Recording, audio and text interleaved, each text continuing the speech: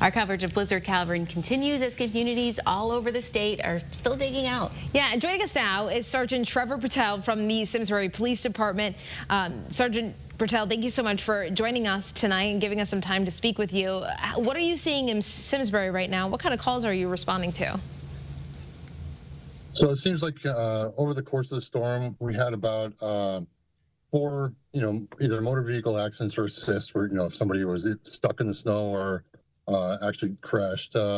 We did have a number of trees down, not a huge amount, low wires and, well-being checks and alarms, things of that nature. Said trees down. Any of those trees down lead to power outages in your area? We did have a couple on wires, but nothing that actually caused any actual blackouts here, no. How are the roads right now in Simsbury? Well, I got to give it to our partners from the state DOT and our town DPW. They've done a really remarkable job here. They're really coming along.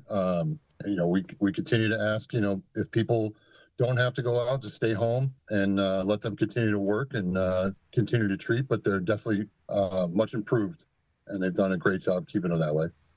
What are you watching now overnight and into tomorrow morning? We know the cleanup process is still ongoing. What are you watching for? What do you think could happen over the next 12 hours or so?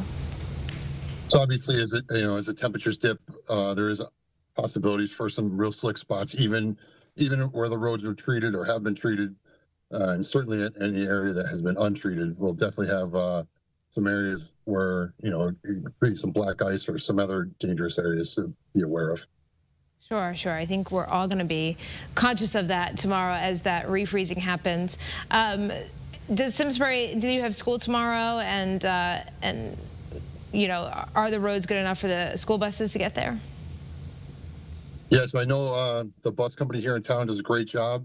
They are going to have a 2-hour delay tomorrow, and so they will have school. But like I said, it'll be a little bit later. Hopefully it gives them a little more time for the crews to be out there to continue to treat the roads in the morning and make sure everybody's safe getting to where they got to go.